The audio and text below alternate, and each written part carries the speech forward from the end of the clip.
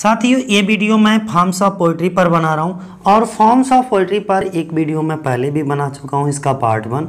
अगर आप लोगों ने वो नहीं देखा है तो देख लीजिएगा। इस वीडियो में हम लोग डिस्कस करेंगे क्वेश्चन नंबर 51 से लेकर के 100 तक। तो चलो शुरुआत करते हैं। 51 नंबर का क्वेश्चन है हमारा, an elegy written in a country churchyard is a poetic work. एक पोइटिक वर्क है ऑफ विच पोइट, किसका। इसके क्वेश्चन का मतलब ये हुआ कि from an elegy written in a country churchyard को किसने लिखा, कौन से पोइट के द्वारा। तो थॉमस ग्रे या थॉमस ग्रे। आप चाहो तो इसे थॉमस ग्रे पढ़ लो, चाहो तो इसे थॉमस ग्रे, दोनों ही प्रोनाउंसिएशन है। ठीक है, तो बी ऑप्शन हमारा क्या होगा, सही होगा। 52 नंबर पे अ पोइटिक फॉर्म विच डील्स, जिसमें डील किया जाता है with the natural world rural life, जिसमें नेचुरल वर्ल्ड को डील किया जाए, रूरल लाइफ के बारे में। रूरल लाइफ का मतलब होता है देहाती जीवन के बारे में बताया जाए, देहात के बारे में डिस्कस हो, या लैंडस्केप के बारे में। तो ये सब चीज़ें किस में दिखाई जाती हैं, इन सब चीज़ें पास्टोरल एलिजी में दिखाई जाती हैं। पास्टोरल एलिजी में क्या होता है, एक गरड़िया सफ़र दिखाया जाता है, उसके ऊपर पूरी की पूरी कहानी दिखाई जाती है। ठीक है, तो एक ऐसी पोइटिक फॉर्म जिसमें जो है नेचुरल वर्ल्ड, रूरल लाइफ और लैंडस्केप, ये सब चीज़ें इसके बैकग्राउंड में रही हों, तो वो पास्टोरल पोइट्री हमारी कहलाती है। 53 नंबर की अगर हम बात करें तो which of the following poems has preserved करती हैं from ancient Greek and ancient Rome to the present day. तो कौन सी, तो वो भी हमारी पास्टोरल पोएम्स होती हैं जिसमें प्रिजर्व किया जाता है, कहाँ से, एंसेंट ग्रीक से, और कहाँ से, एंसेंट रोम से, और कहाँ से, द प्रेजेंट डे से। तो पास्टोरल पोएम। नेक्स्ट 54 पे अगर हम बात करें, an elegy usually gives expression. Elegy जो होती है यानी कि शोक गीत हमारा जो होता है, सैड सॉन्ग, उसमें जो एक्सप्रेशन होते हैं वो किस तरीके के आएंगे, फेशियल एक्सप्रेशन, हाव भाव, तो वो सेंस ऑफ लॉस वाले होते हैं, यानी कि क्षति वाले।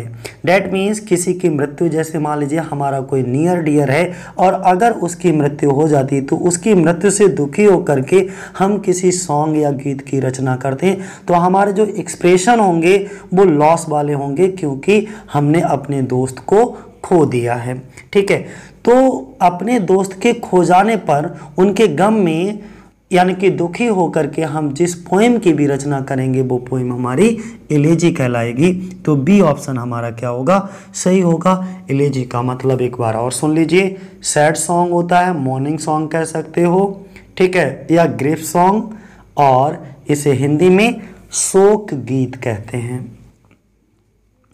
55 नंबर हमारा क्या कहता है, what is a dramatic monologue. ये ड्रामेटिक मोनोलॉग क्या होता है। अगर हम ड्रामेटिक मोनोलॉग की बात करें तो इसमें कंपोजिशन दिखाया जाता है that has all the above mentioned quality. ऊपर आपको 3 क्वालिटीज दी गई हैं, ये तीनों क्वालिटीज किस में दिखाई जाती हैं, ड्रामेटिक मोनोलॉग में। मोनो का मतलब सिंगल, लॉग का मतलब स्पीच, एक व्यक्ति के द्वारा बोला जाने वाला स्पीच ड्रामेटिक मोनोलॉग कहलाता है। A dramatic monologue is form of poetic lyric, सही बात है। परफेक्ट मिक्सर होता है ड्रामा एंड पोएट्री का, ये भी सही बात है। स्पोकन बोला जाता है only 1 person to a silent listener, इसमें एक व्यक्ति बोलता है और दूसरा जो सुनने वाला होता है वो एक साइलेंट चुपचाप लिसनर होता है, सुनता रहता है। तो ये सारी क्वालिटीज किसकी हैं, ड्रामेटिक मोनोलॉग की हैं। तो डी ऑप्शन हमारा सही है। अगर आप किसी ड्रामेटिक मोनोलॉग का कंपोजिशन करना चाहते हो, लिखना चाहते हो या रचना करना चाहते हो, तो आपके अंदर ये ऊपर की दी गई क्वालिटीज़ को ध्यान में रख करके ड्रामेटिक मोनोलॉग की रचना करना होगी। यहाँ पर 56 नंबर में बोला गया, what is the meaning of mono. Mono का मतलब क्या होता है, एक, वन। ठीक है, 57 नंबर पे देखिए, what are the other form of dramatic monologue. Dramatic monologue की अन्य रूप कौन कौन से हो सकते हैं, तो सोलिलोकी और असाइड दोनों थोड़ा डिफरेंस होता है, हल्का नाम मात्र का, बहुत ज़्यादा डिफरेंस नहीं होता। आप इन्हें ड्रामेटिक मोनोलॉग के जुड़वा कह सकते हो, यानी कि उसी के समान एक अन्य फॉर्म सोलिलोकीज, ये भी एकल कथन होता है, और असाइड भी। अगला अगर हम बात करें dramatic monologue means, dramatic monologue का मतलब क्या होता है, तो ड्रामेटिक मोनोलॉग का मतलब होता है सेल्फ इन नंबरेशन, इसके बाद में स्पीच और talks which includes feeling presented dramatically. ठीक है, ये इसका क्या है ड्रामेटिक मोनोलॉग का मतलब है सेल्फ इन्यूमरेशन, फिर से बात कर रहा हूँ, self enumeration, speech and talks which includes feeling presented dramatically. 59 number पे हाउ मेनी एस्पेक्ट, कितने पहलू होते हैं ऑफ लाइफ जीवन के, can be delivered in dramatic monologue, यानी कि तो कितने पहलुओं में, ओनली वन पहलू, एक ही पहलू को दिखाया जाता है।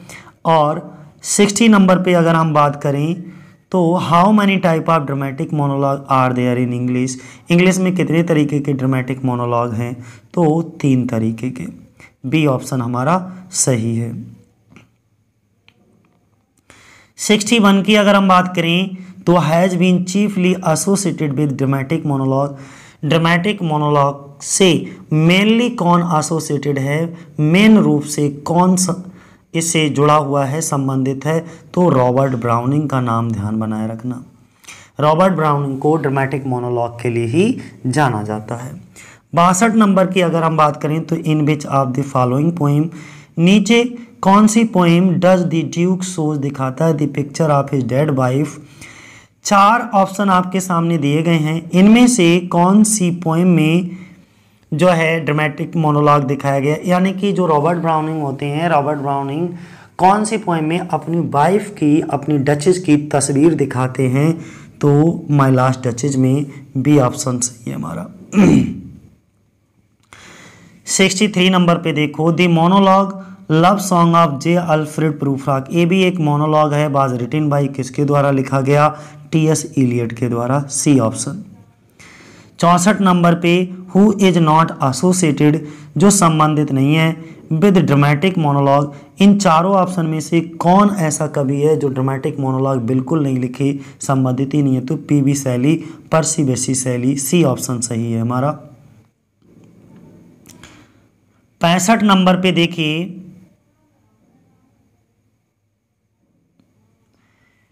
विच of the following form is much similar in dramatic monologue, इनमें से कौन सी फॉर्म जो है वो बहुत ज़्यादा सिमिलर है, एकदम मिलती जुलती फॉर्म है ड्रामेटिक मोनोलॉग से, तो सालिलोकी, इसे भी हम एकल कथन कहते हैं।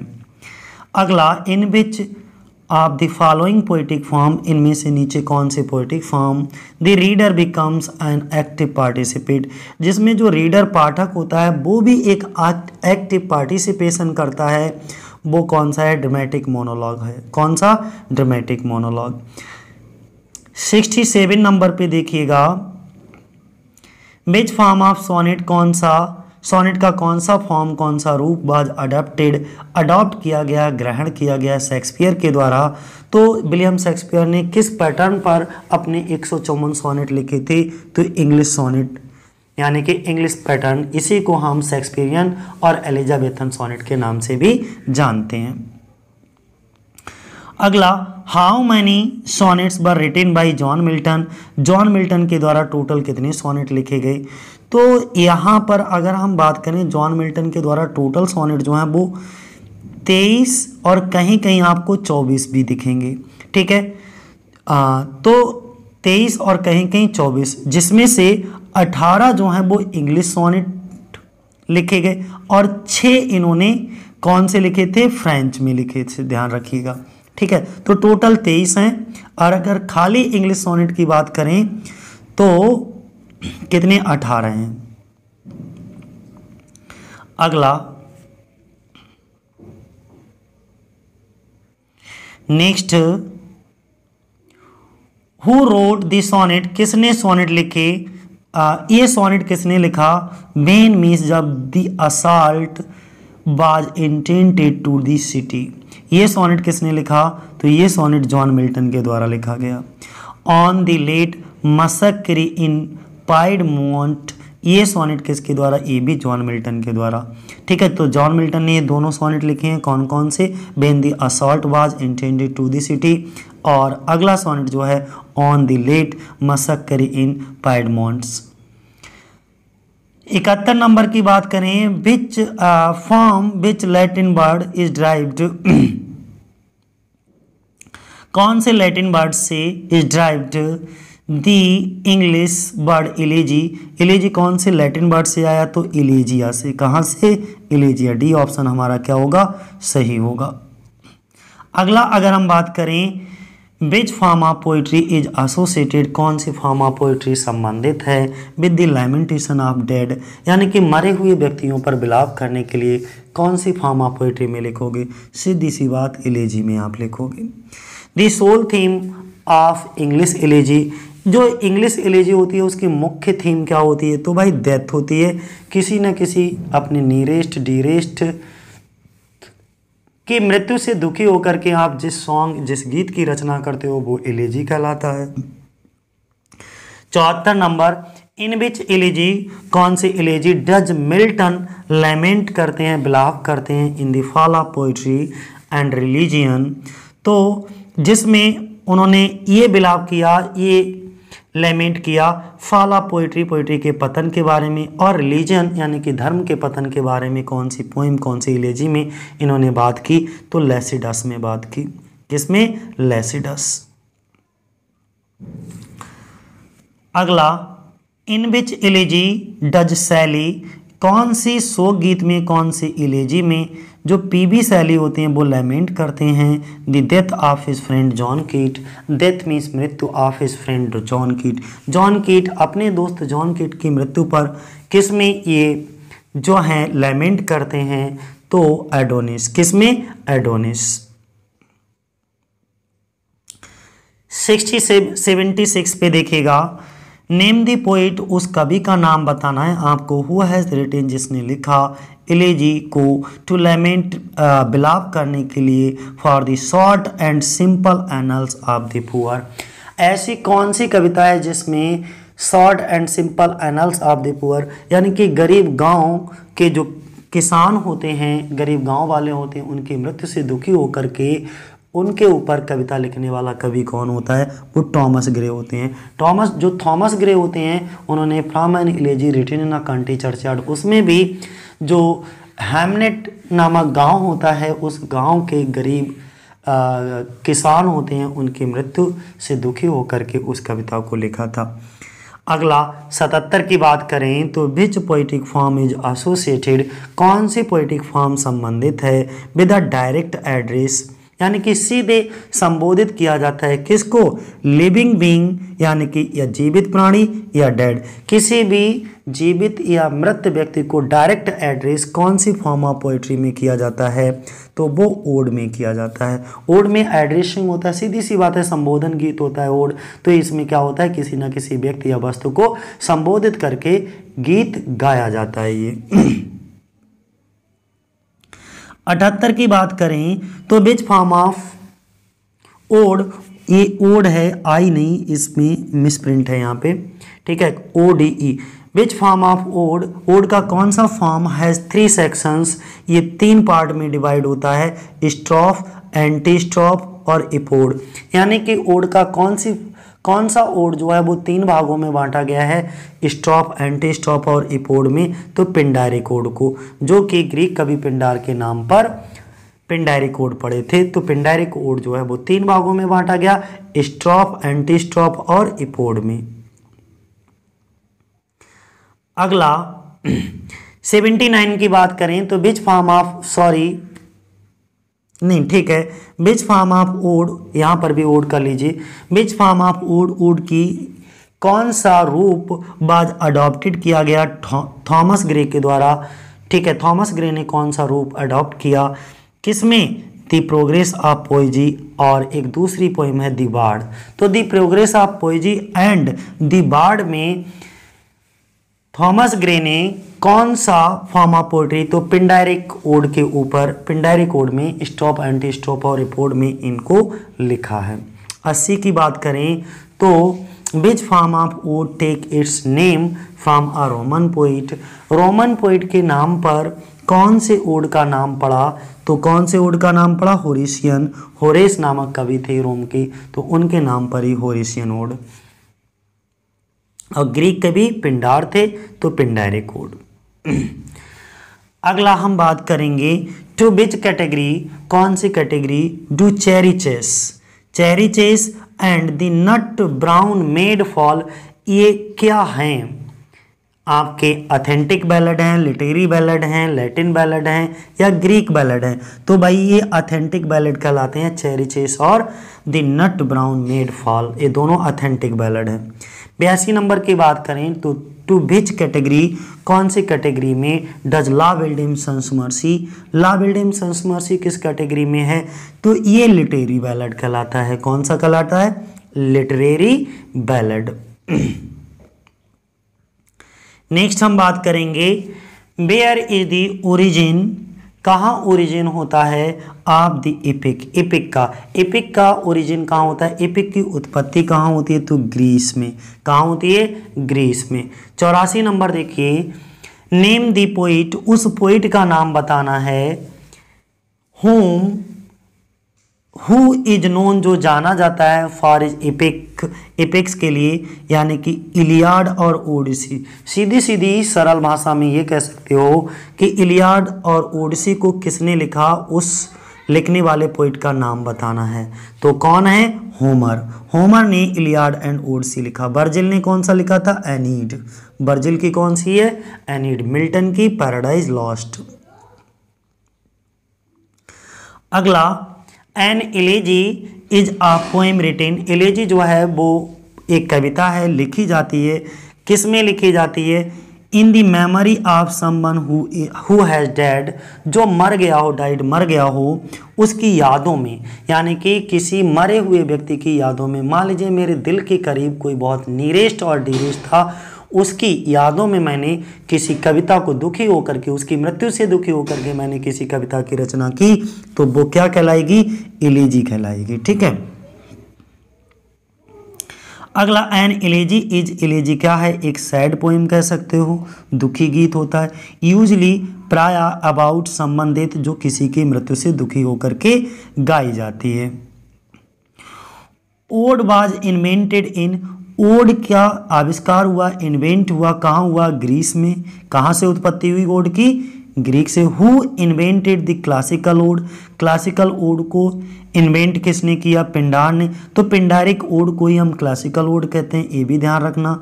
Classical ode are named after, तो पिंडार के नाम पे पड़ा, किसके, पिंडार के नाम पर क्लासिकल। इसके बाद regular odes are simple nature are named after, regular ode जो है वो सिंपल नेचर में होते हैं, इनका नाम किसके नाम पर पड़ा, तो इनका नाम जो है वो होरेस कवि थे, उनके नाम पर, तो रेगुलर ओड को हम होरेशियन ओड भी कहते हैं।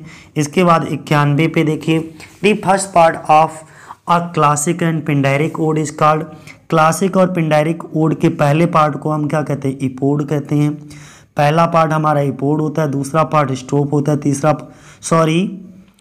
पहला पार्ट इपोड, दूसरा एंड नहीं ओ सॉरी पहला पार्ट स्ट्रोफ, दूसरा एंटी स्ट्रोफ और तीसरा इपोड, स्ट्रोफ एंटी स्ट्रोफ इपोड। ठीक है, ऐसे number 1 strophe, number 2 antistrophe, number 3 epode. ठीक, ध्यान बनाए रखना। तो कौन सा ऑप्शन सही होगा, बी वाला।